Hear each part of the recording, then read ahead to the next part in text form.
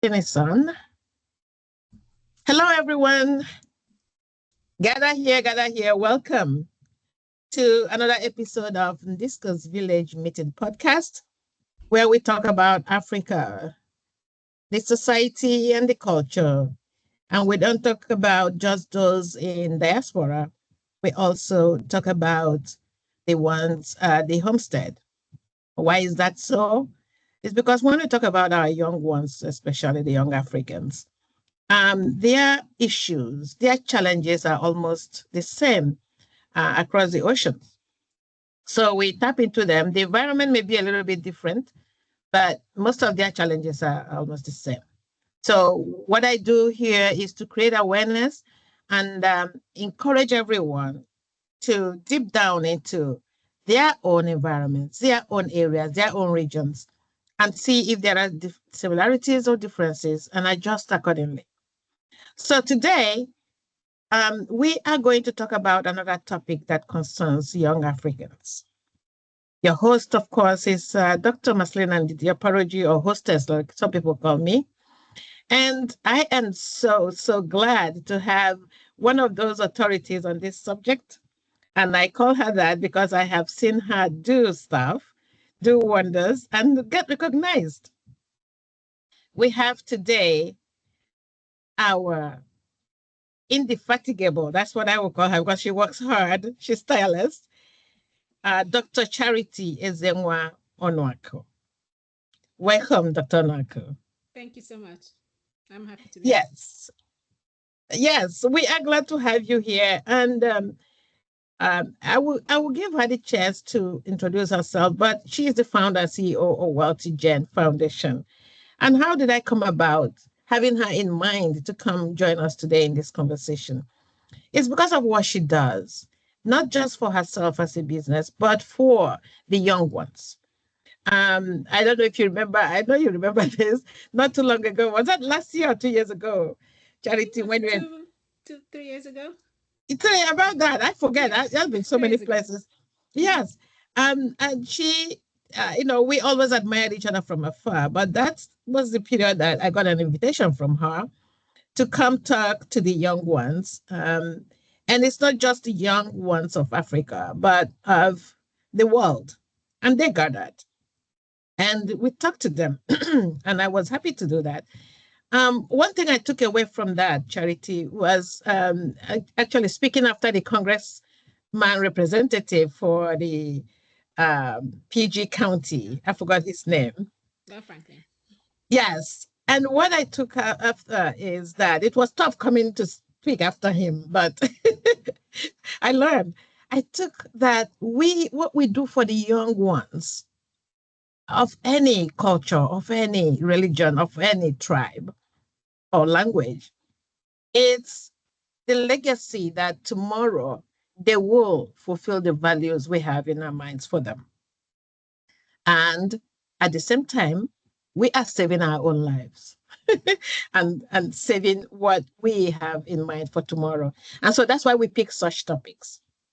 And before we get into the main reasons why we gather here today, could you tell us a little bit about yourself, please? Thank you so much. Like you, Dr. Paraji said, my name is Charity Ezenwa-Onuaku, and I'm an African, as you can tell. But my background is in economics, finance, accounting, business. So I bring that intersection of behavioral economics, finance, accounting, business strategy, and financial innovation to help shape the conversation around what it takes to truly achieve real life financial transformation and also truly unlock financial power in the digital age. And I say digital age because we are speaking to our young ones, and we know that the world we live in today has gone greatly global, digital, and more sophisticated financial products.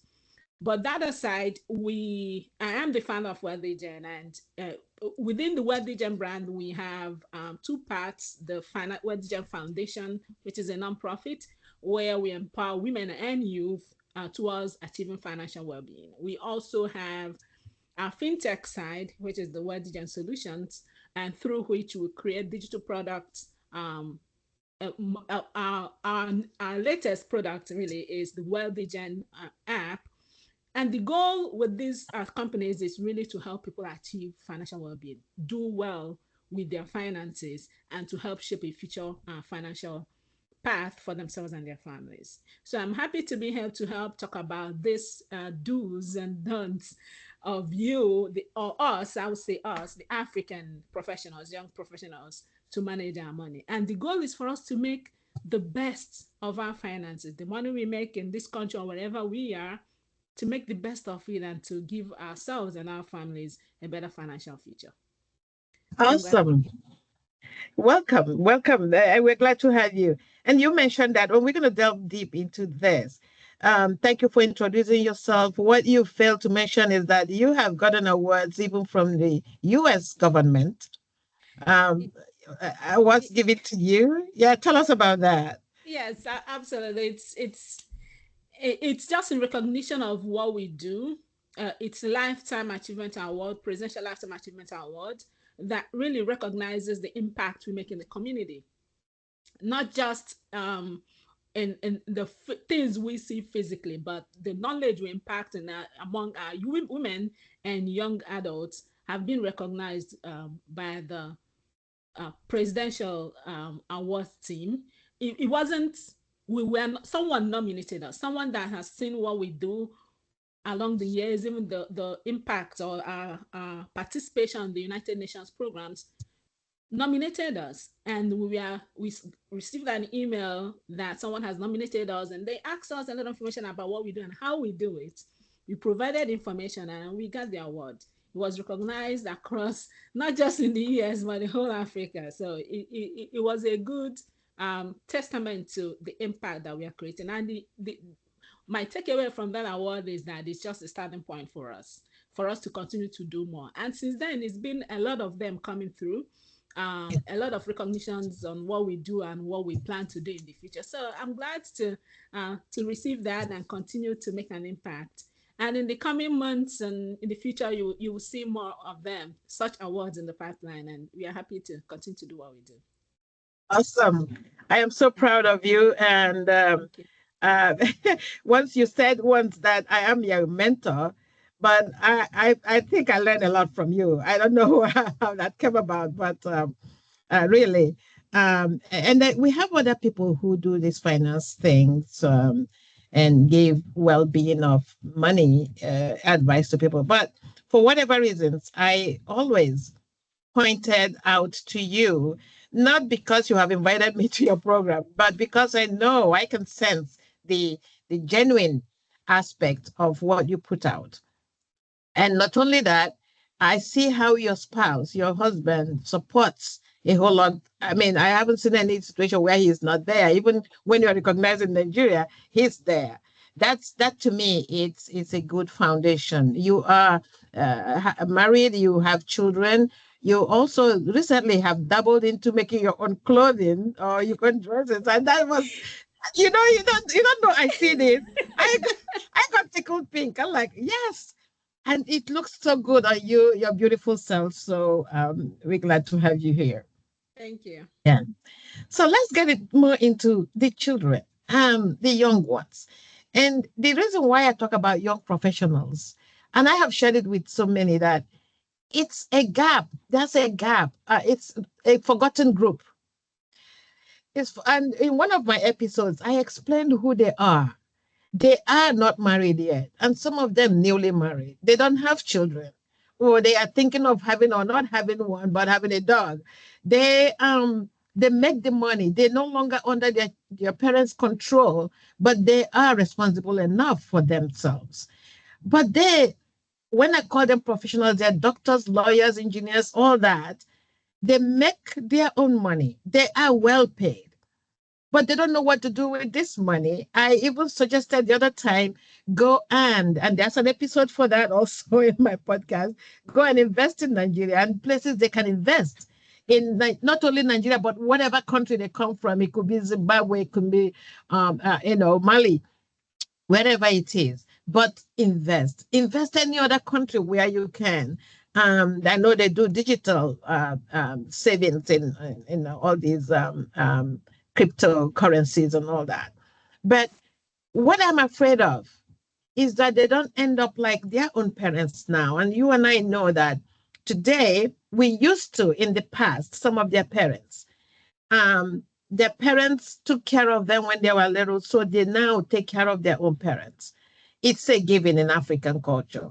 But as we go further, especially these hyphenated ones, they lose that aspect of value a little bit because they don't want to be responsible for anybody. And they don't want to toe the lines of their parents who every penny they made, they sent home, wherever is home in Africa. They took care of people who eventually became dependent on them. That during their own period now of being retired or going into retirement, they don't have savings. So I want you to talk to them, to explain to them how this is. And moreover, whatever money they make, they are flying to Aruba today or to the Caribbean, other parts of the Caribbean tomorrow. They are eating out on a whole lot and dressing up in the fancy suits. Please, how do we help them? No, keep I, money. Thank you. I like to thank you so much, and I like the background you gave, because let me start by saying that our young professionals, young African professionals, especially those in diaspora, have a blend of, no matter how they, we like to put it, they have a blend of the two cultures. They have a blend of African culture, and they also have that of the US, Canada, UK, wherever they live. And when it comes to handling one's finances, I confidently say to people that this is a plus, because we may not see it directly, but indirectly, that blend of two cultures is a plus, because without you knowing it, you have this culture that shapes your behavior somehow, in as much as they may not want to do exactly how our parents did, like spending everything they had, taking care of people back home or taking care of parents. But there is still something, an element of that culture in you, that you should not only cater for yourself, even though you may not really send everything you have and then you get broke when you need it. But you always have that thing in you urging you to save for tomorrow, save for emergencies, and maybe take care of your children when they're younger, or maybe a more closer relationship, a relative might need help, and you know that without anyone telling you, it's in your culture to at least render help. So that kind of shapes your mindset as you handle your finances. And if you realize that, okay, no matter how I say that, this African culture in me, it kind of shapes your decision and your thinking in some kind of ways. And as we get to do's and don'ts, and as we get to the conversation proper, you find out that um, having these two Africans or two financial systems, it gives you an edge as a young African professional, because right now you are not only going to focus on the American financial market. If you want to invest, you have other markets that you can explore. If you're a Nigerian, well, a Nigerian American, you have an American market to explore. You also have Nigerian financial market to explore. So that gives you two financial systems, two different economies that you can tap into. That's an edge that you have, and that is something that I want our young ones to hold on to. In as much as we don't want to do everything different than our parents did. We want to do everything, but just hold on to that positive side of the two cultures that we have.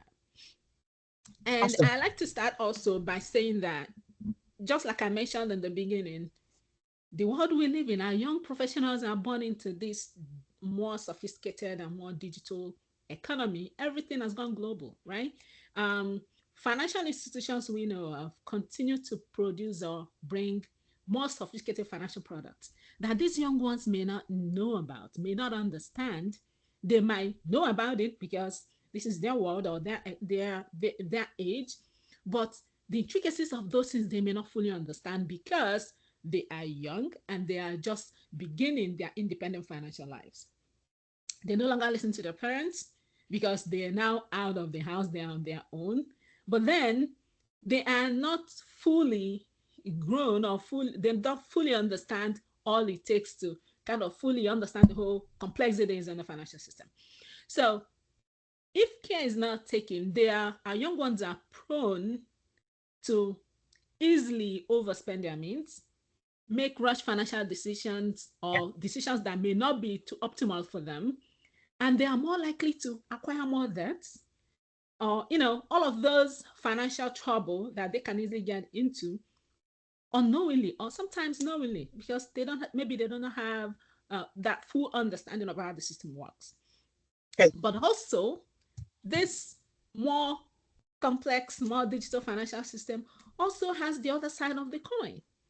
um in as much as it has opened more room for people to maybe overspend their means and acquire more debts and do all of that, it has also given room or produced different digital products that can help people manage their finances better, make sound financial decisions, or more opportunities for them to maybe invest and save that maybe in the past wasn't open to a lot of people. A lot of our parents didn't have all those phones that you can just tap and do a whole lot of things Yeah. with it, but it's now Yeah. everywhere now. So there's just two sides of the coin, and that's why we are here today. And my goal is that after this session, after watching this, if you're watching it, that you would get the clarity, you will take away from here knowing what to do, being able to make sound financial decisions, being able to guide yourself such that you do not fall into financial trouble. And you'll be able to do those things, take advantage of the economy that we are in right now, the digital age and global age, and the more sophisticated financial system economy that we are in, to transform your finances and live a more meaningful, create wealth for not just for yourself, but for your families and children or everybody that you care about. Awesome. Awesome. Great way to step into that. So Mhm. let's tap into it. And as we speak to that effect of the hyphenated diasporans, I want you also to keep at the back of your mind, Dr. Onuaku, um, the ones at home that are also, when we talk about young professionals that are caught in between, we also have them at home and they're making the money also. But in as much as they don't live in any other part of this Western world, they also have this digital world to tap into. So let us start with the do's. What should they be doing now? A few points of that. Well, every young African making the money now, what should they be doing? I'm going to start with very easy one. It's very easy, but it's often very overlooked. Or maybe not, we don't pay more attention to it. And that is as simple as start saving money right now. Um, when I say start saving money, I don't want it to be one of those things you hear and saving money, everybody saves money. But being intentional about saving money. Being intentional about saving money is, a lot of times we get paid, we get our paychecks, right? It just automatically goes into our bank account, or if you receive the physical check, you pay in and then you start spending, hoping that at the end of the month you will have some money left. And I'm going to tell you right now that you 80% of the time or 90% of the time, you probably will not have money left. If you do, maybe just by luck. But being intentional about saving is that the moment your paycheck drops, decide within yourself how much or what percentage of your income you want to save. So that before your paycheck, the moment your paycheck drops, you are taking that portion and you're saving it. What it means is that you would have a dedicated savings account, not the same spend account that you have, the same account that you spend from. If it's 10%, I recommend, because you are young, you don't have so much obligations at the moment. I know you pay your bills, maybe car notes, student loans, or utility bills, small bills like that. But because you don't have so much dependencies on you, you can afford to save between 10 to 20% of your income. Just take that portion and put it in your dedicated savings account. And most companies do direct debit now, direct deposit. Once you can, from your paycheck, tell your, just log into your pay portal and allocate 10% of it, or fixed amount, or 20%, and just distribute your paycheck so that this portion goes directly to your savings and this portion goes directly to your spend account, so that by the time your paycheck is landing, your savings is already hitting your savings account. And then whatever is in your spend account is what you spend. That's how you intentionally save every paycheck. Because if you wait till you finish spending, again, I like to tell people that money is a medium of exchange. It means that money is meant to be spent. As long as you have money, there will always be something coming for you to spend on. Because that's what money is meant for. It's now up to you to intentionally keep a portion of that income for yourself for the future. You're still going to spend it, but maybe for the future, or maybe use it to create more money for you. I'm going to talk about that later.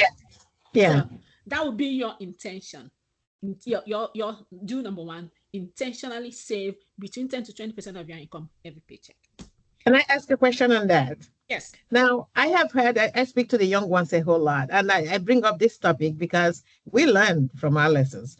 So one of the things that I hear from some of them is a way, especially in the US or anywhere else, is the 401k, where automatically, and your job places, some job places, pay, match you to that money. But I have heard some young ones say, no, why, the government is using my money, I don't know. And I think 401k is a sure way. If you don't want your bank to be splitting your money for you, you can decide to pay that amount into your 401k. 401k, for those who don't know, is the system built into workplaces where automatically some money is saved for you towards retirement.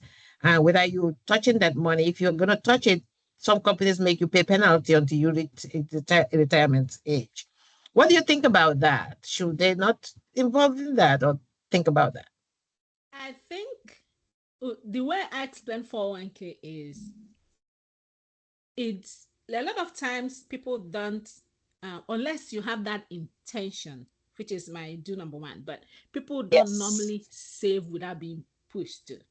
So 401k is your sure way of making sure that you are saving for the future, for that time when you are no longer working. And I also, especially when your organization, your employer is matching your contribution, I see it as free money. And when I say free money, I'm just going to use 5% as an example. If your organization has a max contribution of 5%, and most organizations will match as much as you contribute, they might say minimum of 2%. And I see a lot of people contributing 2% because that's the minimum. But then you forget that if you contribute 5%, your organization puts in their own 5%. So that extra 5% you're getting from your organization is like free money. So why put it on the table if you can? Because if you put that money in savings account, you probably may not get that free. Keep in mind that the money you put in is accruing interest and it's growing based on how it's invested. But then the one your employer is matching is also growing. So the one coming from your employer is free money that you can take advantage of. So I encourage everyone, if your organization is offering you 401k, please take advantage of that. Because what happens is it forces you to save, because it's taken before you get your paycheck.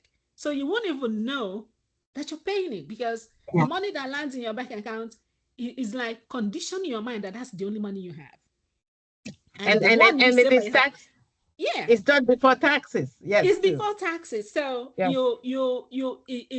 it reduces your taxable income. So take advantage of that, and take advantage of the free money that's coming from your organization. What happens is it helps your money grow faster. And before you know it, you have money there waiting for you to spend during retirement. So that's a good opportunity if you have it, especially when your organization is matching. And I would recommend that the maximum you can put to get the maximum match from your organization, go ahead and do that. Awesome. Thank you. All right. So the next do that I like to share is start investing your savings. Savings and investment go hand in hand. And if you are intentional about growing your wealth, and I like to put a pause here, not a pause, but to say that don't look at it now that you are young, you make a lot of money, you're probably working a medical doctor, a dentist, or whatever it is, career you are in, you're making a lot of money. Look beyond now and think about the future. The future when you get married, the future when you start having kids, the future when your kids start going to college, the future when maybe you never know what's going to happen. We're not praying for that, but it's always good to prepare for, emergencies when they come. Think about that time, or maybe at some point you just feel like, what, whenever you I want to wherever I want to go, it doesn't matter the amount of responsibility I have, I want to be able to have enough money to do that. Whenever you want to retire, maybe you want to retire early, you want to be able to have enough money to be able to retire comfortably and still live the kind of lifestyle you live now. A lot of people now, you are capable, you have the financial wherewithal, you can travel the world, but then when you start having children, when you start having these responsibilities, you will no longer be able to afford them. But if you plan your life now, your goal is to be able to maintain whatever lifestyle you want when you retire. You want to Yeah. be able to maintain that. And the only way for you to do that is not just for you to save. Savings doesn't really grow your wealth, but investment does. So as you save, invest your savings.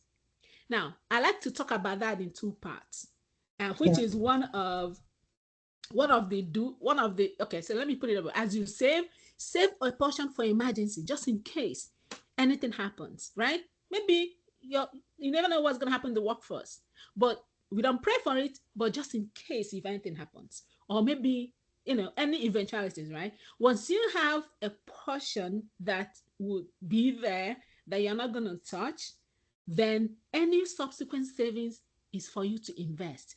What investment does, it helps you grow your money.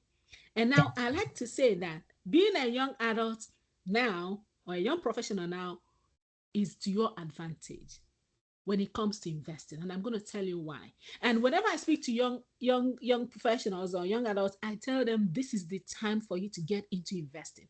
Do not wait until you are 40 or 45 or 50. Even if you're 40 years, you can still start now. But the younger you are now, the better. Because one, you have longer time horizon. Because you have a lot of time, maybe before retirement, you can basically do anything you want to do, right?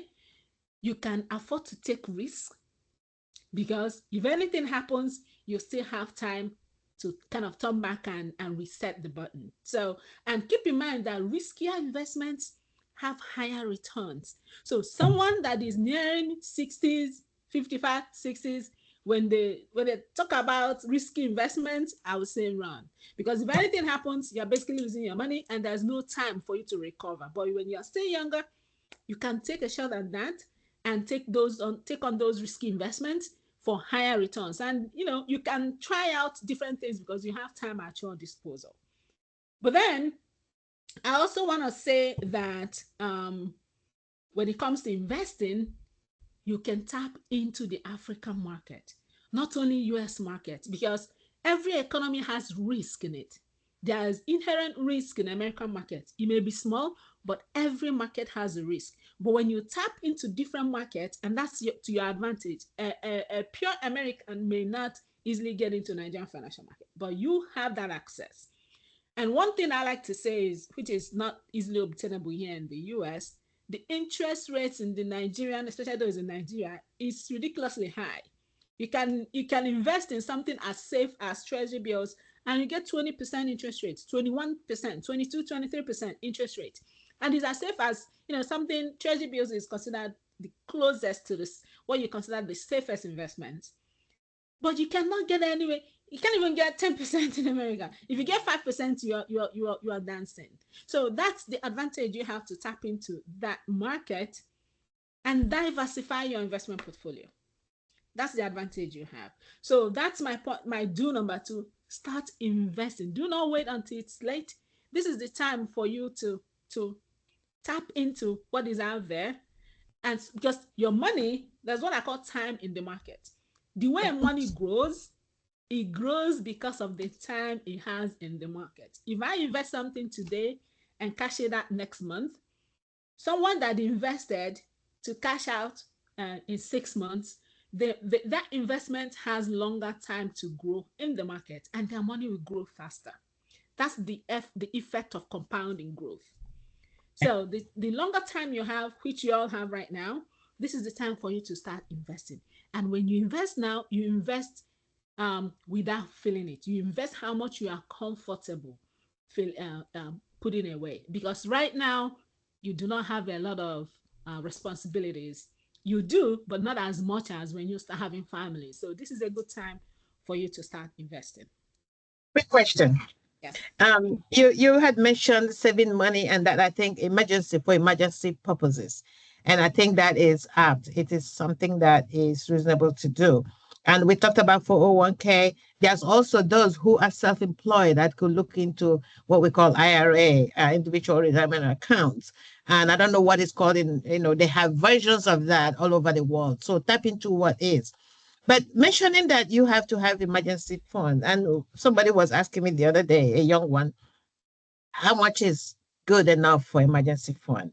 And I've heard people say, oh, if you could save at least 3 months rent, you have that as an emergency fund, or 1 year or 6 months. What do you recommend? And Yeah, I wouldn't say just rent, because rent is not the only expenses you have every month.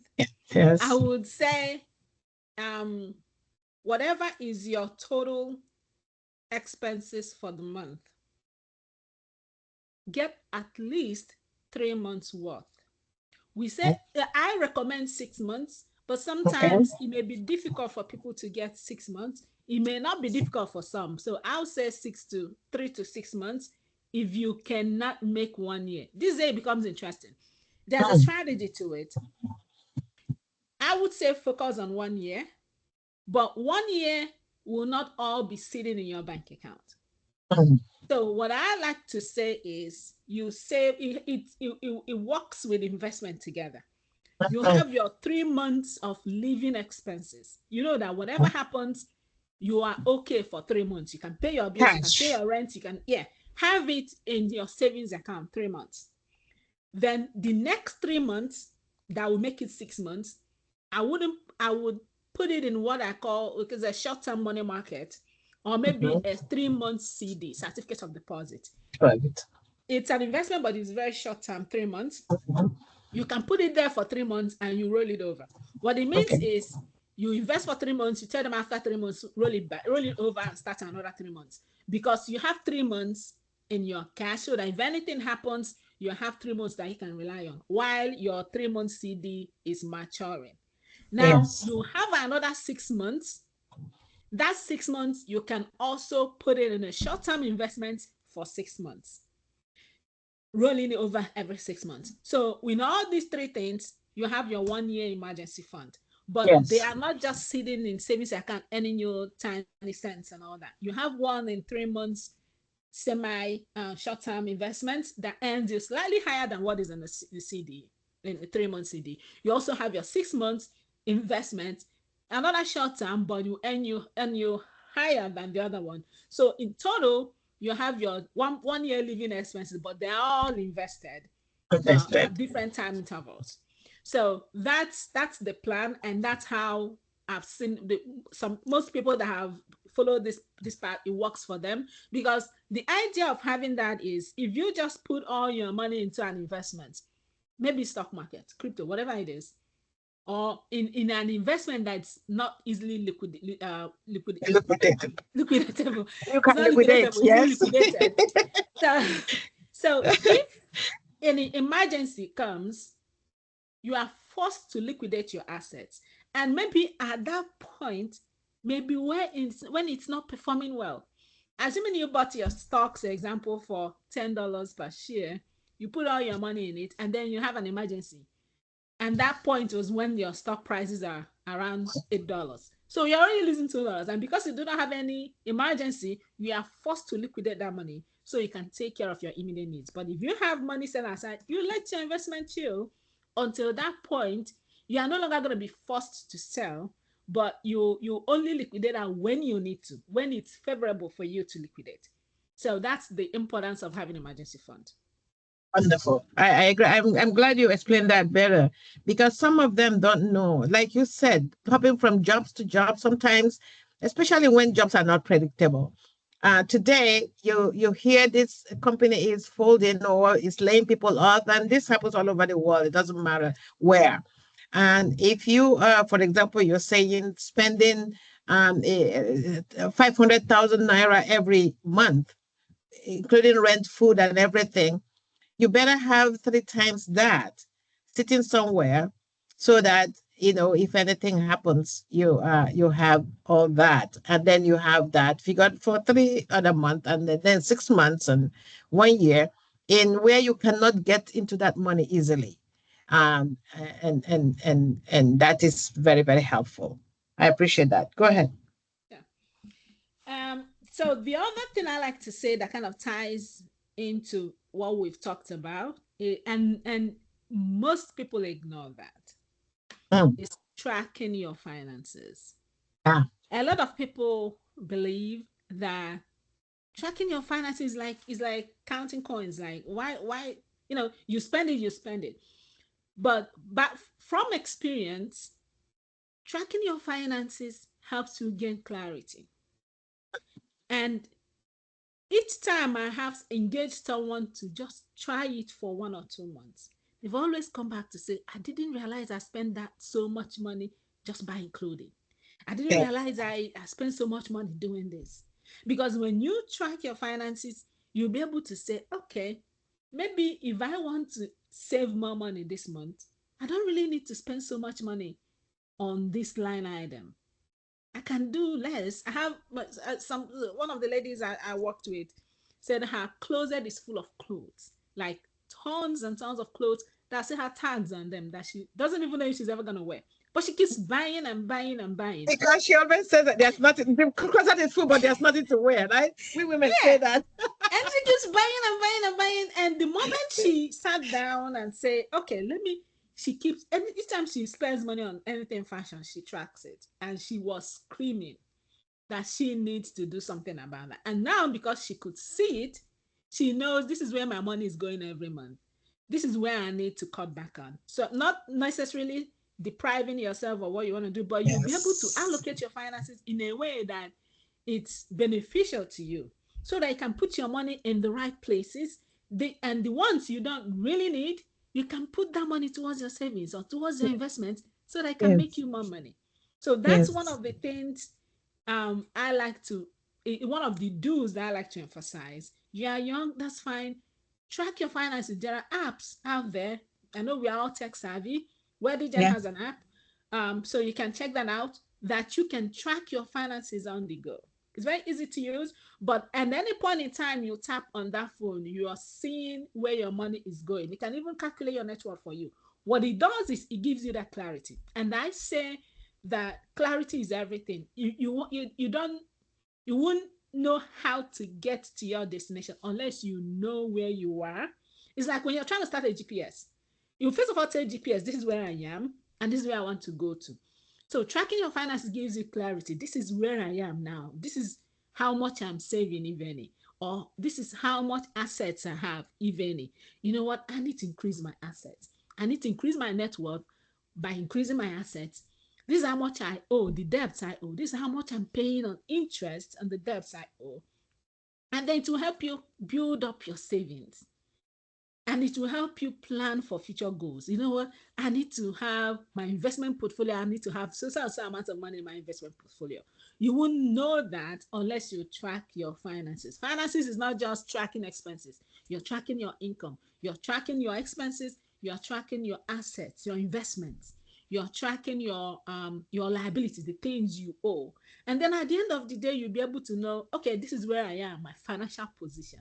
So that is one of the things. It doesn't matter where you are in the US, in Canada, Nigeria, any part of Africa, and wherever you are in the world, tracking your finances is one financial habit that as a young person, it's important to start having it now because Yes. it shapes everything, shapes your decision. You can look at your finances and say, this is the kind of decisions I'm going to make. If you want to travel to maybe Jamaica, or wherever it is you want to go in the world, right? You want to say, okay, this is how much I'm gonna need. You don't just jump into the plane and start going and start spending. But if you plan ahead and say, okay, my flight is gonna cost me this, I'm gonna budget this amount for my expenses over there, and you plan it ahead of time, and then you put money aside towards it, so that you don't get caught up and then you charge everything to your credit cards and then you start building up debt. That's so true. What you just said made sense. One of them asked me the other day, said, "Auntie, I really I don't know. I didn't know that I eat out so much until she was basing this on her gaining of weight. But then I reminded her, not only the weight, you are also, did you check your pocket? And I said that of what you spend. And I said that because I was a victim of Starbucks. I decided to track how much I spend on Starbucks, getting coffee from Starbucks every day, even as much as I have very good coffee in the house. And I screamed, putting that. But I didn't cut myself off. I now decided every Friday, that's my treat. But Mhm. to buy it every day, no. And I could tell you a lot of money I saved from that could help somebody else, even if it doesn't help me. And so Absolutely. I agree with that. Yes. Absolutely. Yes. It gives you that Yeah. clarity you need, and that clarity is everything. It shapes your decisions, and you can just put your money. Not that you may be bigger than that money you're saving, but again, you can put that towards something else that Yes. can either benefit you or benefit something else, someone else. Yes. Yeah, and that takes me to the other do's, which is start building your credit history and credit scores. A lot of young people ignore that. And by the time they realize what is happening, their credit is already something else. But this is the time for you to set the right foundation. You are young, you do not have so much on your credit. A lot of young professionals don't even have credit. They just, and a lot of them don't even worry about that because they feel that they have a clean slate. Yes, you have a clean slate, but this is the time for you to start building on that clean slate Explain because that. Explain that, please, because some of them think building credit means clean slate, nothing on your credit. But you got yes. to prove yourself credit worthy, especially in the American system, for Yes, example. yes, Yes. and that is the mindset I had when I came here. Coming from Nigeria, we didn't really have that credit structure. I came in, I was a that I'm not going to owe anyone, and I thought it was a good thing until until we wanted to buy a house. We came, we were living in an apartment. We were like, okay, we need to buy a house. And then the realtor was like, okay, we need to check your credits. What's your credit score like? I was like, I don't owe we don't owe anyone. He was like, excuse me. He was like, then I'm not ready to buy a house. I have to start building. She was like, you cannot, you have cash to pay for the house. So building credit doesn't it doesn't mean you don't have any credit. If you don't owe anyone, if you don't buy things on credit, that means the signal you're sending to the financial system is that they don't know you. They don't know if you're credit worthy. They don't know what your behavior is like when you get credit. They don't And even know nobody if they will can take trust chances you. on you. Nobody will take chances on you. So you being credit worthy means you have to first of all take on credit and show them how you use credit, how you fulfill your obligations as a debtor, Exactly. depending on Yes. what agreement you have. It's your responsibility to fulfill that obligation. So these are the things they are looking for. So as a young professional, you want to first of all start by credit cards. And that's an easy way for you to get started. Get a credit card. If no one is willing to give you credit card because you don't have credit, which is normal, you get what they call secure credit card. Go to the bank, give them 250 or 300. Each bank has their own minimum. Deposit the money as a security, and then they give you credit cards for that limit. Depending on if you put 500, they give Start you a limit of five. small. Yeah. Whatever you put down is what they start you off. Then you Mm. spend and then you pay back. You spend and then you pay back. The the more you pay back, Not just paying back whenever you want, you pay it on time when it is due, you pay off. It's a whole conversation around how to build a credit. But in a nutshell, the more you pay when due, as and when due, don't miss a payment, don't pay less than required, and then you continue to maintain that history. Not just today and then tomorrow you don't. You have to give them at least 6 months for them to begin to see your pattern. And that is what they are looking for. What is your pattern? Do you pay your months, your bills, your credit card or whatever credit you have every month? That's number one. And then maybe a lot of you have your own cars. Did you buy the cars on credit? Did you use car notes or you just paid up front? It's a good way to start building your credit to buy the car on credit. Get car notes on your car so that you pay monthly installments on the car, so that by the time you're ready to buy your own house, you have established this credit, long-term credit history that lenders can look back and say, okay, we can trust him to pay his obligations on time and that won't do. So that's one of the do's. If you do not have any credit or if you don't even know about it, it is time for you to start setting that up for yourself. Go get a credit card if you don't have one. Not just getting credit card, pay it as it comes. Okay, as it comes due. Get a Thank car you for note. explaining Get, that. yeah, get some. Yeah. Go to consumer loans, loans. You know, anywhere you can get credit, get it and make sure you do as you are required, as you're obligated. Pay on time, and Pay, don't spend too pay. much on it. This is important. If you have $1,000 credit limit, don't charge $1,000 on it. That credit limit is just for you to have a room. If you want to build your credit, do not charge anything more than 30% of your limit. That's what you're telling them is, I have other sources of income. I don't rely on this credit card to live or to pay my bills. If they give you 1,000, you charge the whole 1,000 to it, they will say, maybe this person cannot survive without this credit. And what happens is it drops your credit score. So do not charge anything more than 30% of your credit limit to your card. Thank you for explaining that, because some of people who are not resident in all these Western countries, they look down on people and like, oh, they live on credit card, or they owe so much, they don't even own their car. People don't understand that there is a system in another area where you got to do that. You got to borrow in order to be credit worthy. It's not because you don't have the money or something. It's because it is the system. Is the So system. especially Yeah. Nigerians, we hear people say that, oh, they don't even have a house in their name. They don't have car in their name. Yeah, there's a reason for For such that. madness. Yes. Yeah. Anyway, And that's why people that live in this kind of system can get whatever they want. Once you've established that strong credit history, you can get whatever you want. You don't have to wait until you have all the money to pay for a whole car or to pay for your house. You can get whatever car you want and then you pay on it on your credit. In the US or in Western world where credit system is strong, your credit is your finances.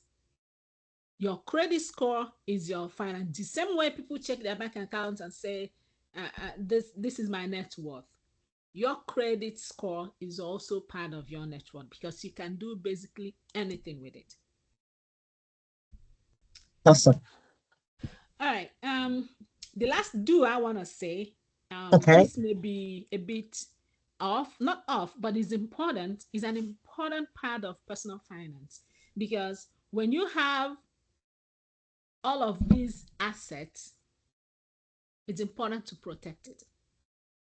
And that brings me to protection is a key money principle that I teach. It doesn't matter how we take a look at it. When you buy a car, you must have an insurance on it just to protect your asset because your car is your asset. When you buy a house, you must buy insurance on the house just in case of loss. The same way as a human, yourself is your most important asset. Your skill is what's generating you money right now because if you don't have that skill, you probably wouldn't be employed where you're working right now. So you yourself is your most important asset, so you should also protect it. So one of the do's I would say is that as a young person, you should try and get yourself an IUL. IUL is an indexed universal life insurance. I say that because IUL is important because you are not just protecting your life in case of eventualities. If anything happens, at least so that your loved ones will be covered. But there is an important part of IUL that I like for us to pay attention, especially for the young ones. When you get an IUL right now, you because you are still very young, your chances of being covered fully is very high because pretty much you have that long term horizon, right? You still have a longer time, in as much as we don't know when things happen, but at least based on your age, you have that long term window. So your premium will be lower. You'll be able to get a higher coverage at a very low premium. Not only that, you have this cash value assigned with most IULs. And cash value is your way of saving money.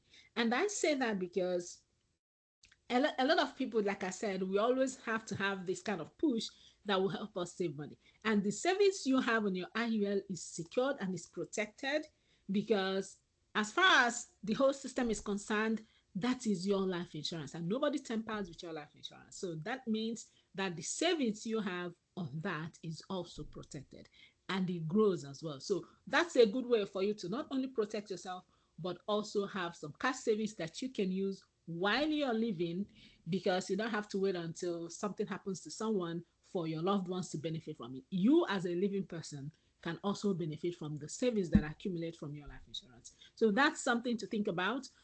If you've not already thinking towards the direction, consider it as one of the things that you can do to fully protect your own self as your most important financial assets, and Perfect. also building savings along with it.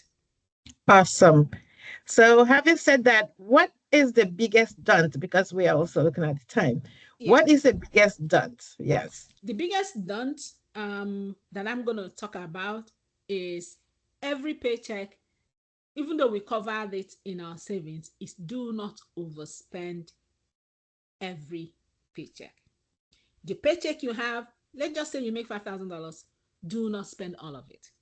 It is your responsibility, let me put it that way, or your goal should always be that a portion of this income will go towards my savings. So if you take nothing away from this session, let it be that every paycheck I receive, I must save something out of it.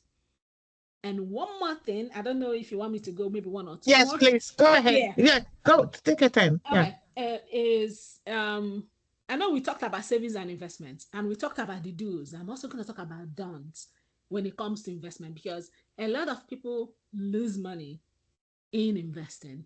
A lot of people invest without even understanding how investment works. So one of my biggest don'ts as regards to investment is do not invest because others are investing. Mm, Do not mm. invest because you heard it on TikTok. Do not invest because it is trending. And I said this because what I invest in, you may not be able to invest in and be successful. As you're unique as an individual, your values, your risk tolerance, your perspectives, your management style, all and your age as well play a role in what you invest in. A lot of people are still jumping on an investment because they see it trending on TikTok. But then they forget to ask important question. Why is this person investing in this stuff? And is it suitable for me? You see, I this is where you were saying that, and I'm glad. I have heard from a lot of these young ones who peer pressure pushed into crypto this and they're investing and losing their money. And one of the reasons why I invited you is to make sure they have someone they can talk to.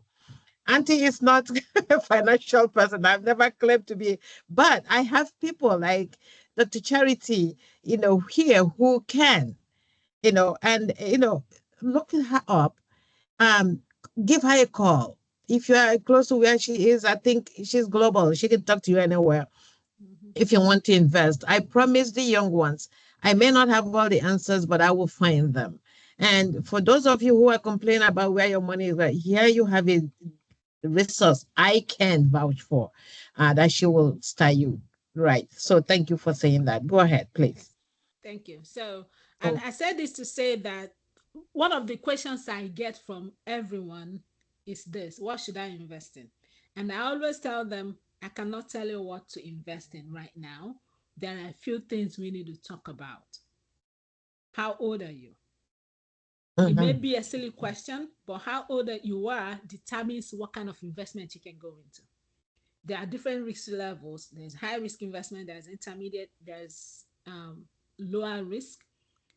If someone that is nearing retirement, I cannot advise them to invest in certain stocks, even though it's stocks. Stocks can be considered medium risk investments, but there are certain stocks I will not advise them to invest because of their age. Because anything can happen with that stocks, and you may not have time to recoup them. How do you manage your investment? Do you want to be fully in, or do you want to just manage it passively? Do you want to have your eyes glued on the computer monitoring and candles up or down, tracking the movements? If you have time, yes, there are certain assets, certain stocks that you should look at. If you do not have that time, you just want to invest and let your money grow for you, there are certain stocks you should look at. And then what are you looking to get out of it? Depending on, are you looking to get monthly income, or are you just looking to buy and sell? I want to buy this, and when the price goes up, I sell it. There are different kinds of assets you'll be looking at. So these are the things you want to understand before you jump into an investment. I know a lot of people have spoken to, oh, I want to buy Tesla. And then my question is, why do you want to buy Tesla? And they don't Ah, have an answer. And then someone came to me during COVID and said, I invested in this money and then I lost money during COVID. I said, why will you lose money during COVID? People are making money during COVID. He said he lost 20,000. I said, why? yeah, yeah. Because he invested in the wrong asset and he made the wrong decision at the wrong time. So these Mhm. are the things I tell people: do not jump into investment because other people are investing in it. You want to ask your questions, speak with someone that understands the market, and then the person can guide you through. Once you understand how it works, you take it and run with it. I tell people all you need is maybe one moment to sit down and understand how this works, and then your decisions from then on will go smoothly. You know what to look for. And then, even without looking, you can just be getting ready for work, and there's this news on the TV. You hear the news, you already know how your stock will move that day without you even monitoring the market. So, that's one of the don'ts. Please do not invest because others are investing. You want to sit down and understand your own investor profile. What's your risk tolerance level? How much risk can you take? Not everybody has that level, that risk tolerance, high risk tolerance level. If you don't have that, there are certain stocks you should be looking at. There are certain kind of investments, generally, not just stocks, that you will want to get into. Not everybody can invest in crypto because not everybody can handle what crypto brings. So Some of them, that's I'm sorry to interrupt. no. One of the things that they hear from some of them, like, we want to get into real estate. And I say to them sometimes, well, it's good because if you are 30, you are buying a 30-year-old mortgage and be able to get that kind. You may pay off by the time you get 60, but remember, it's also volatile, and some of them are going into Airbnb, and then renting them out and all that. Nothing bad in that. Like what you just said. Look before you leap. It's not meant for everybody. Mm-hmm. Whatever investment you go in, it has to suit your own type of um, being. Am I right in telling them that? Yes, absolutely. And not that, Okay. and when they decide to make that investment, they shouldn't just look at, okay, I'm gonna go into this Airbnb. This is how much I'm expecting, because that's what most people do. They only look Mhm. at, this is how much I'm expecting to make every month.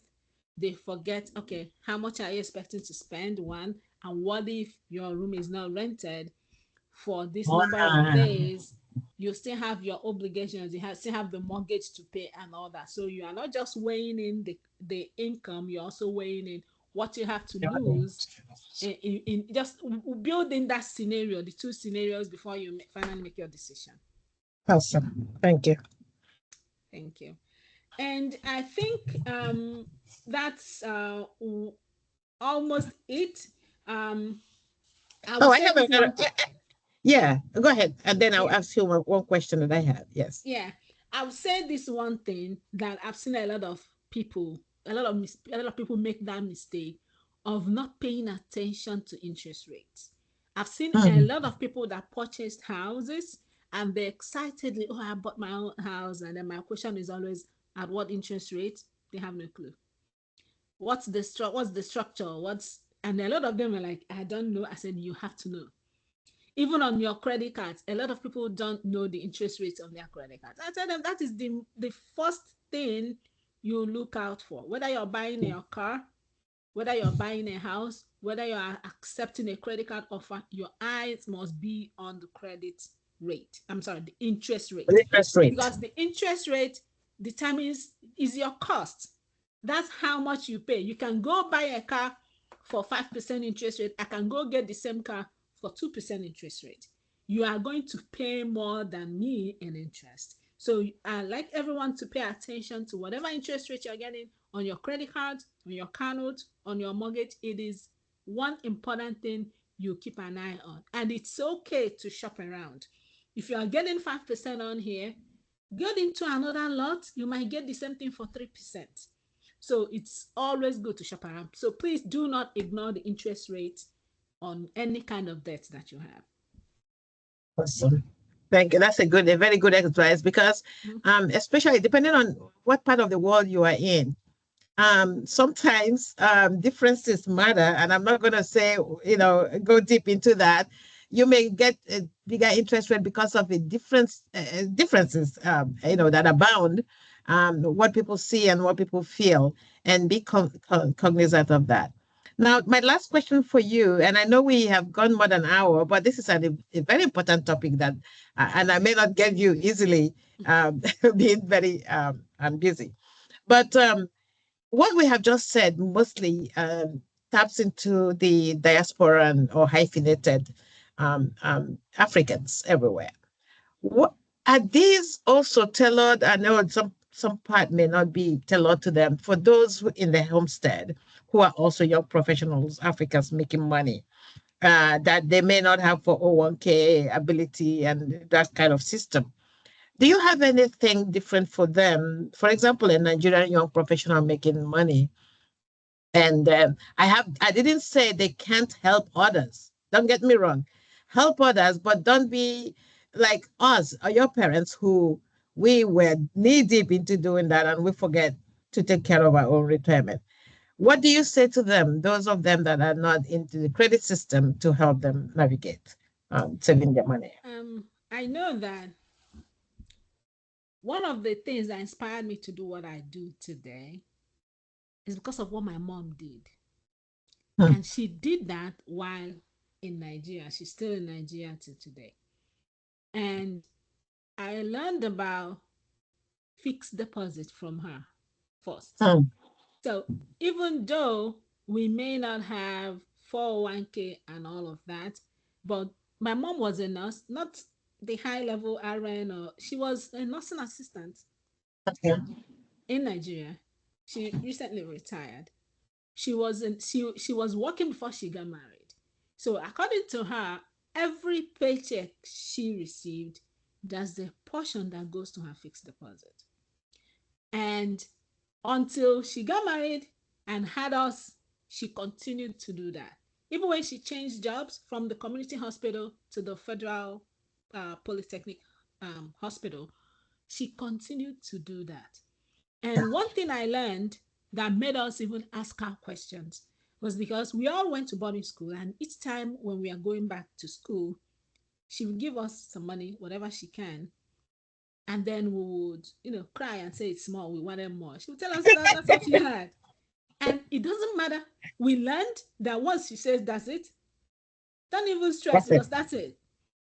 And we learned that, but we relied on our dad because he will always do Give his extra. thing as a man. But we knew that we learned that from our mother that once she says that's all she has, that's all she has. Nothing will ever bring something else from her. But Hmm. then, it's long story short, when my dad became sick, he couldn't run his businesses. Everything was on my mother. But guess what? Hmm. Nothing changed. My Ah, mom, that we looked at this woman that, always, if you need money, don't even go to her. But she was the financial bedrock of the house. Whatever she wanted, she gets. She wants a new car, she buys it. So we were like, well, how are you doing this, lady? We know you didn't make a much fixed money. deposit. Yeah, she was like, her money has been growing in fixed deposit ever since, and she never stopped. Even till she retired, she continued to put money on fixed deposit.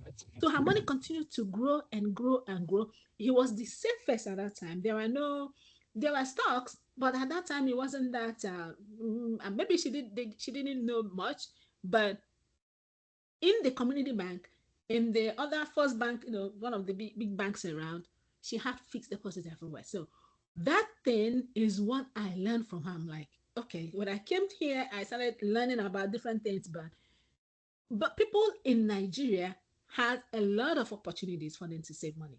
There's fixed deposit, there's treasury bills, there are so many investment opportunities in Nigeria, each of which has high yields.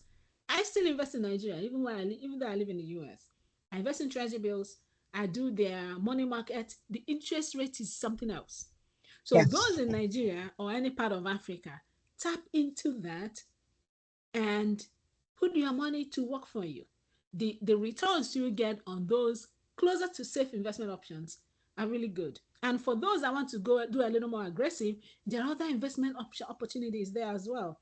But your safest ones, if you are trying to build something for retirement, you have your treasury bills, you have your fixed deposit. It's not technically a retirement account. There are other retirement accounts. I don't know how robust and safe it is, but at least they are close to safe investment like treasury bills, which is government investment. That one, I know that as long as Nigerian government or any government, whatever African country you're in, as long as your government still exists, your treasury bills will be paid. So it's closer to safe investment. So that's a good way for people that are planning for something retirement. Keep putting your money in there, keep reinvesting and reinvesting, and when you need it, your money will be there for you growing. Awesome. Oh my goodness. This is a good place to pack it for us today. I have heard it all. For those of you the young ones who have shared with me, well, Auntie, I want to retire by the age of 40. Now, you can't retire with hoping that the government will carry you. This is how it starts. We should all become Charity's mom and start that fixed deposit. Those of you who already you have the age advantage to you, start now. Don't wait for tomorrow. Start now. I can't thank my young lady here enough for all that she has shared. Again, remember the points on the do's: intentional savings, okay, investments, and all that. The don'ts: please do not wait for tomorrow. Build that credit and start now. We cannot emphasize that enough. And I don't know, do you have any last thoughts for us, Dr. Charity? What I like to say that whatever you want financially is within reach. You have all it takes within you. You are your most important financial asset, and you can steer you can steer yourself to any financial direction you choose. All you have to do is be intentional about it. Tell yourself, this is what I want to achieve, and then you go do it. That's my word for you. Know that you can achieve financial well-being. You can achieve sustainable, you can build sustainable wealth, which is the wealth that continues to flow over time. But you have to start now and be intentional about it.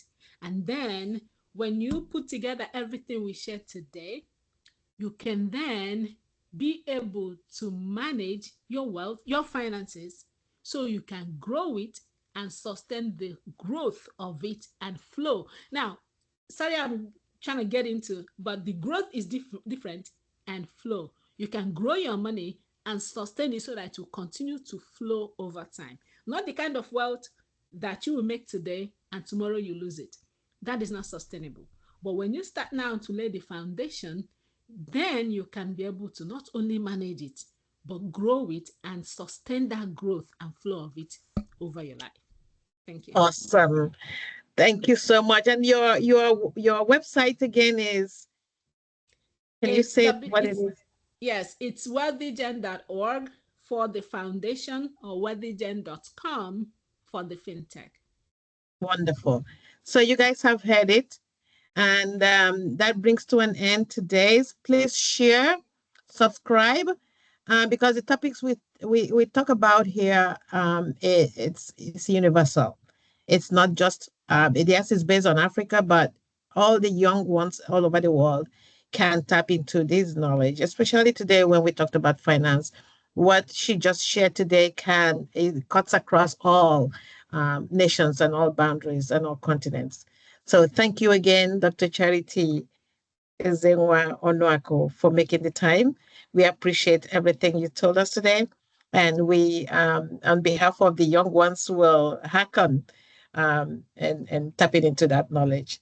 Thank you all. Thank you, everyone, for listening. This is your hostess, Dr. Maslena M.OPARAOJI, saying goodbye. Thanks, Doctor. Thank you. Bye-bye.